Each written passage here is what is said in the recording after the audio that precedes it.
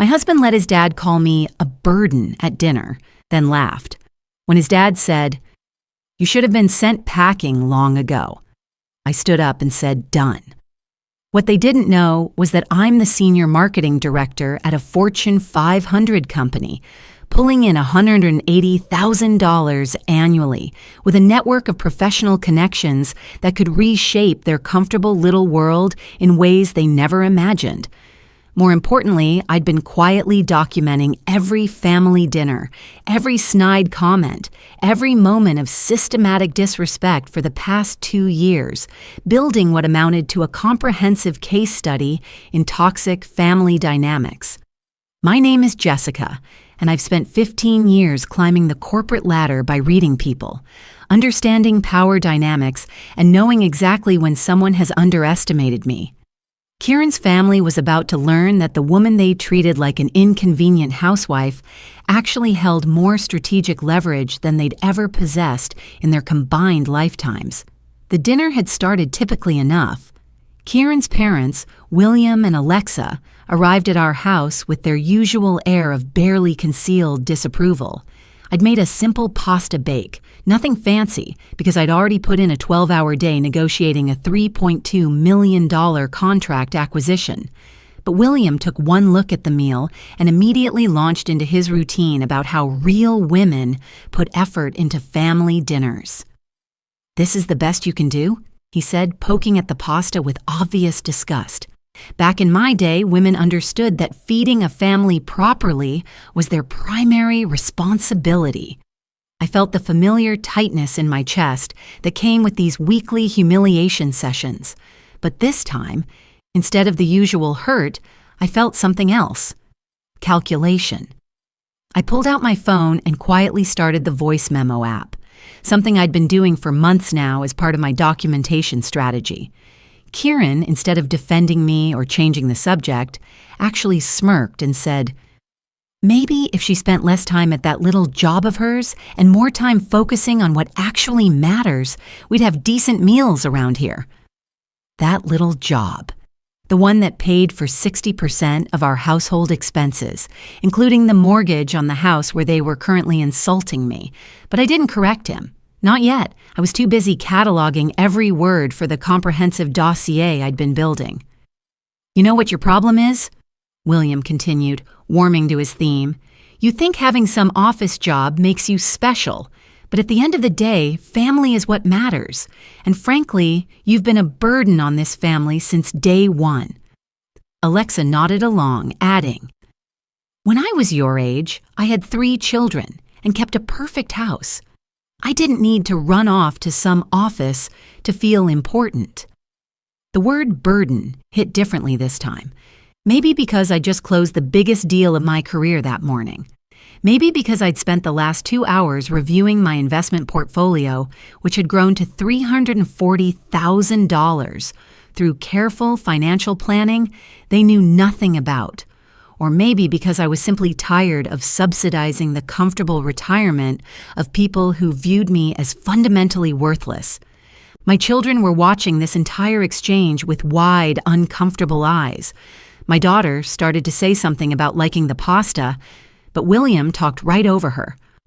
Of course she likes it. Children don't know any better. But this is exactly the kind of mediocrity that happens when women get distracted by careers they're not suited for. That's when Kieran laughed.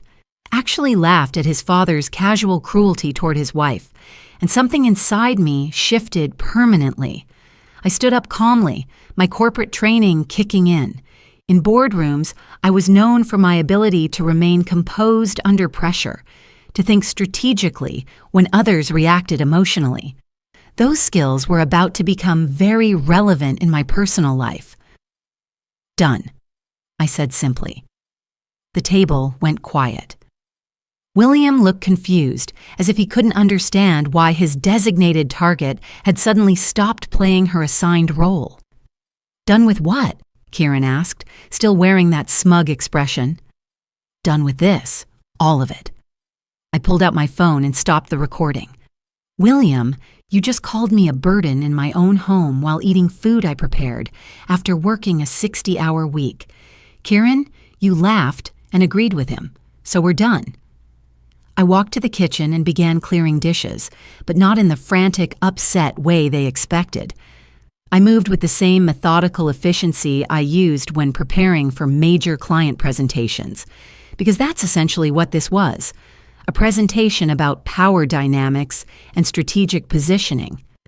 "You're being dramatic," Alexa said, but I could hear uncertainty in her voice. "Actually, I'm being strategic," I replied, loading the dishwasher with precise movements. "There's a difference." What they didn't understand was that I'd been preparing for this moment for months, ever since I realized that documenting their behavior wasn't just therapeutic, it was practical. I had recordings of 17 different family dinners, each one containing systematic emotional abuse. I had financial records showing my disproportionate contribution to household expenses. I had emails and text messages demonstrating a clear pattern of disrespect and manipulation. Most importantly, I had options they didn't know about. That night, after they left and the children were in bed, Kieran tried to discuss what happened, but in his usual dismissive way. "Look, Dad can be harsh, but he's from a different generation. You need to let these things roll off your back." I was sitting at my laptop reviewing the quarterly reports that had just come in. My division had exceeded targets by 23%, which meant my annual bonus would be substantial, probably around $45,000. Between my salary, bonus, and investment returns, I was looking at roughly $260,000 in personal income this year. "How much do you think I make?" I asked him. The question caught him off guard. "I don't know, maybe 60,000? Why does that matter?" 60,000. He thought his wife, the woman who managed multi-million-dollar client relationships, made $60,000. The disconnect was so complete it was almost amusing. "What about my education? Where did I go to school?" "State University, I think." "Look, what does this have to do with anything?"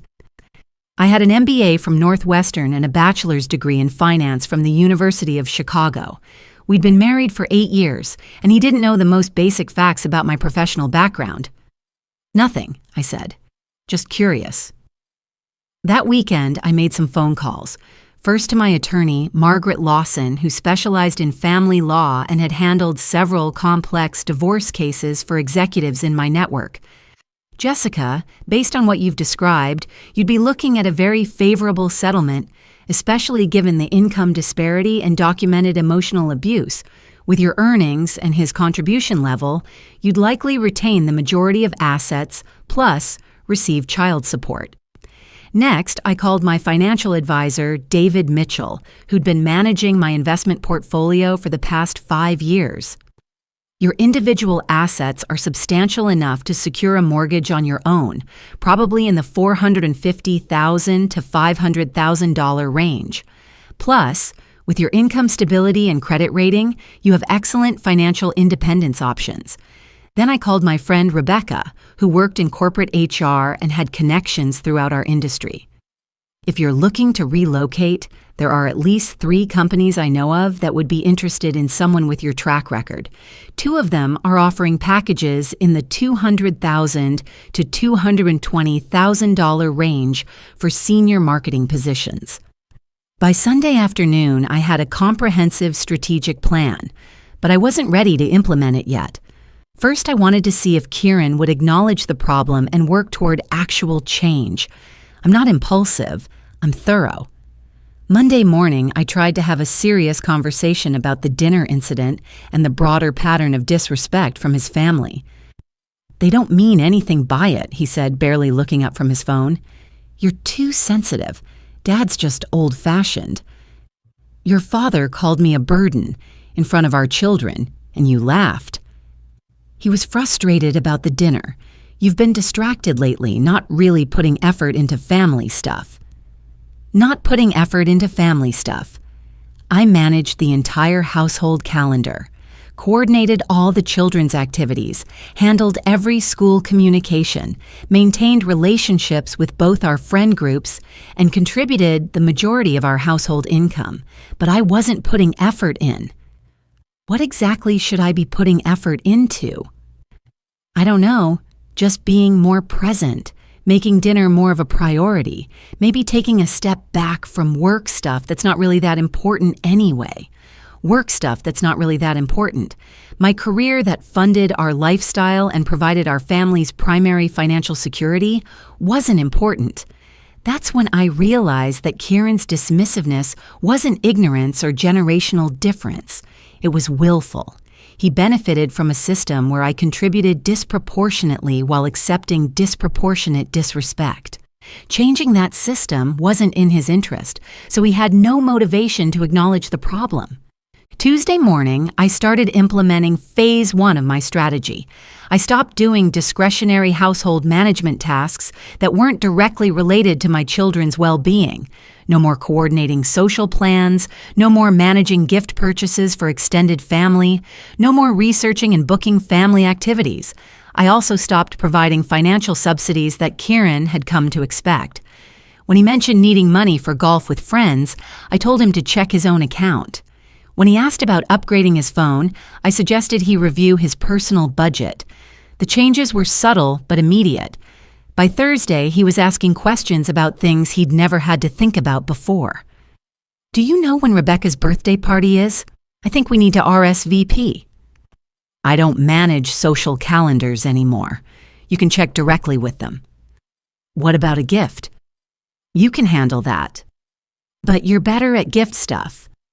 I'm better at it because I do the work. You can do the work too. Friday brought another family dinner, and this time I was prepared. I made a simple meal, nothing elaborate, and set up my phone to record the conversation. I also prepared talking points based on strategic communication principles I used in high-stakes client meetings. William started in immediately with comments about the meal and my general inadequacy as a homemaker. But instead of sitting quietly and absorbing the criticism, I responded with questions. William, what specific improvements would you suggest for the meal? Well, just more effort overall, a decent salad, maybe some bread, proper seasoning. I see. And how often do you prepare meals for 6 people? That's not the point. I'm just saying a woman should take pride in feeding her family properly. So your feedback is based on observational preferences rather than practical cooking experience? The questions were disrupting his rhythm. In business, I'd learned that people who rely on vague criticism often can't defend their positions when asked for specifics. Alexa jumped in to support her husband.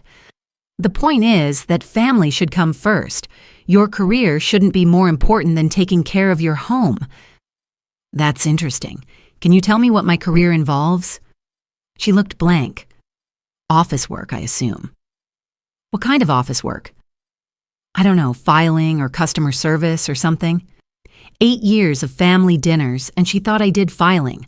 I managed strategic marketing initiatives for a multinational corporation, led teams of 15 people, and had P&L responsibility for accounts worth tens of millions of dollars. But in her mental model, I did filing. And what's my educational background? High school, maybe some community college?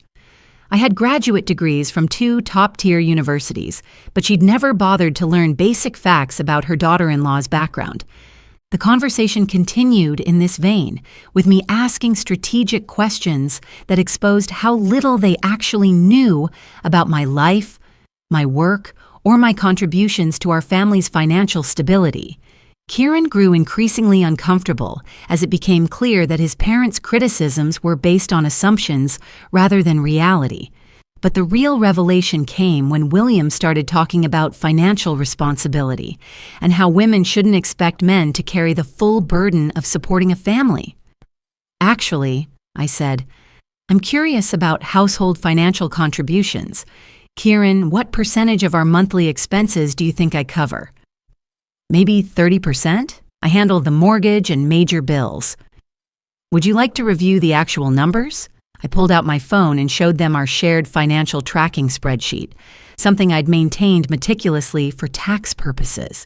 My contributions covered 67% of our total household expenses, including utilities, groceries, children's activities, insurance, and most discretionary spending. The table went very quiet as the numbers sank in. This doesn't include retirement savings, I continued. My 401k contributions and investment accounts, which are separate assets. William's bluster faded into confused muttering, and Alexa suddenly became very interested in her wine glass. Kieran stared at the phone like the numbers might change if he looked long enough. So when you say I should focus less on work and more on family, I said, addressing William directly, you're suggesting I eliminate the income source that provides the majority of our family's financial security. Well, I didn't realize. Kieran never said. What exactly did Kieran tell you about my job? All eyes turned to Kieran, who was clearly wishing he could disappear. I don't really talk about work stuff with them. But you talk about me. What do you say? Just normal married couple stuff. Such as? Look, this is getting uncomfortable. Can we just drop it? But I wasn't dropping it. For the first time in our relationship, I had strategic advantage in a family dynamic, and I was going to use it. I think it's important for everyone to understand the actual situation. William, you called me a burden last week, but the financial reality is that this family depends on my income for basic stability. So I'm curious about the logic behind viewing the primary breadwinner as a burden. William had no answer for that. Neither did Alexa. They sat in uncomfortable silence while I continued presenting facts that completely undermined their narrative about my role in the family. The evening ended early, with Kieran's parents making awkward excuses about being tired. After they left, Kieran tried to start a fight about embarrassing his parents, but I remained calm and factual. I didn't embarrass them. I provided accurate information about household finances and asked questions about their assumptions. If they're embarrassed, it's because their assumptions were incorrect. You didn't have to make them feel stupid. I didn't make them feel anything. I presented facts. Their emotions about those facts are their responsibility to manage. That's when Kieran switched tactics and tried to make it about love and family loyalty, but I'd already moved beyond emotional manipulation into strategic planning. Over the next month, I continued documenting interactions while building my case for independence. The recordings revealed a consistent pattern of emotional abuse and financial exploitation, disguised as traditional family roles. My attorney confirmed that the evidence was more than sufficient to establish grounds for divorce with favorable terms. I also started exploring housing options in my price range, and I was surprised by what my income could support. High-end townhomes in excellent school districts, significantly nicer than our current house. The financial independence I'd been building was substantial enough to provide an upgraded lifestyle, but the real turning point came when Kieran's parents suggested hosting Easter dinner at our house with an expanded guest list of extended family members. Of course, you'll handle all the shopping and cooking, Alexa said. I'll help with setup, but the meal preparation is really the hostess's responsibility. I looked at the proposed guest list, 22 people, including several relatives who had participated in criticizing my domestic skills over the years. What's the budget for this meal? I asked. Budget? Alexa looked confused. For groceries and supplies, what's the spending limit? I don't know, whatever it costs. It's for family. And who's paying for whatever it costs? Awkward silence. They clearly expected me to absorb the expense of feeding 22 people, in addition to doing all the preparation work. I'll handle the shopping, Kieran offered. With what money? I asked. Another uncomfortable pause as everyone realized that Kieran handling the expenses actually meant me handling the expenses through our joint account, which was primarily funded by my income. Look, William said, clearly frustrated with my questions, we're talking about family Easter. Money shouldn't be the primary consideration. See, you're right, I agreed. Family should be the primary consideration. So I'm considering the fact that this family has spent years treating me like domestic help while I've subsidized gatherings where people criticize my contributions. From a family perspective, hosting Easter doesn't make sense. What do you mean it doesn't make sense? Alexa asked. I mean, I won't be doing it. If you want to host Easter dinner, you can host Easter dinner at your house with your budget, using your labor. The suggestion that they host their own family gathering was apparently revolutionary. They stared at me like I'd proposed something completely unreasonable. But we don't have space for 22 people, Alexa protested. Then make different arrangements.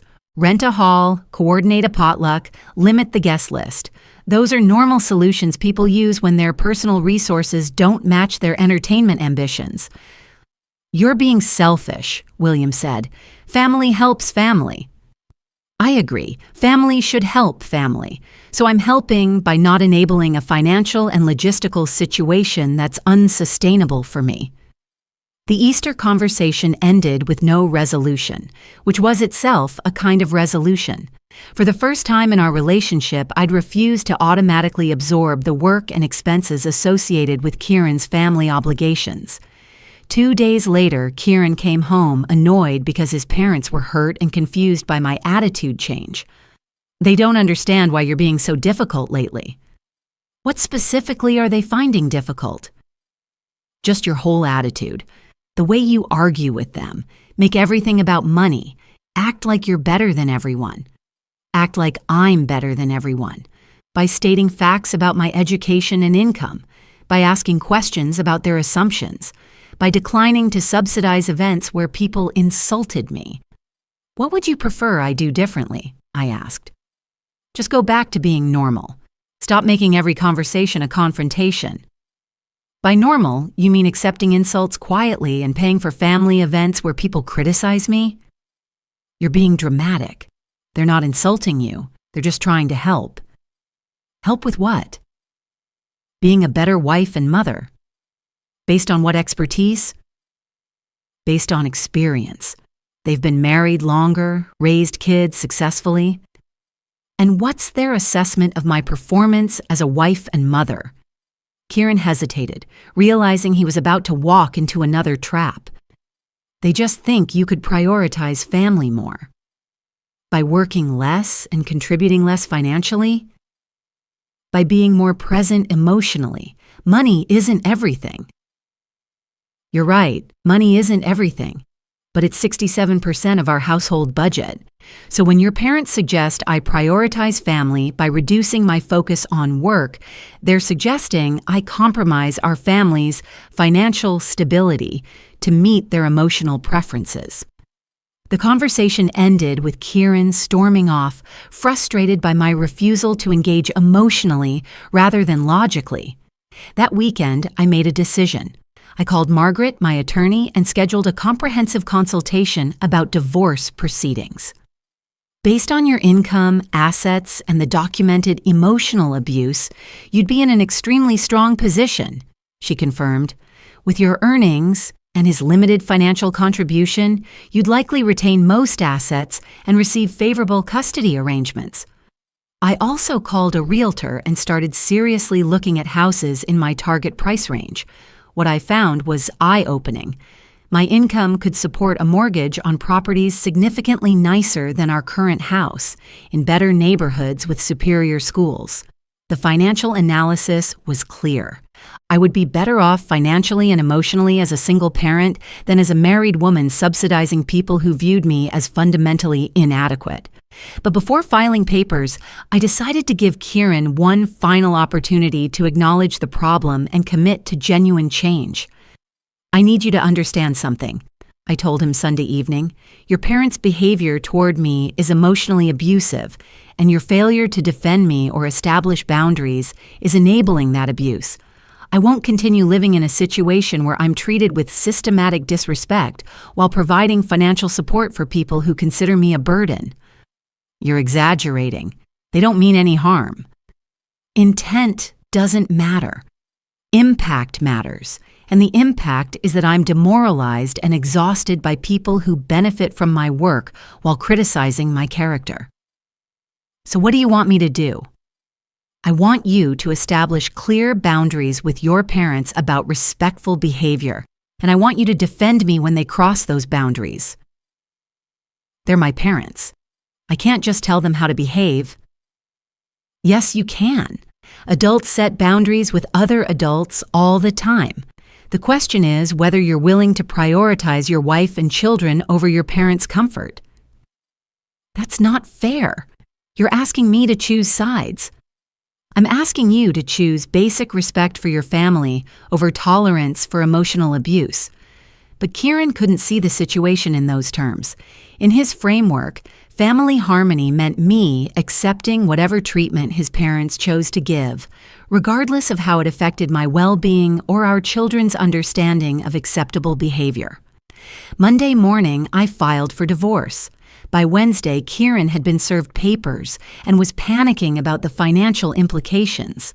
Suddenly, my income and contributions became very relevant to him. You can't just break up our family over some stupid dinners, he pleaded. I'm not breaking up our family over dinners.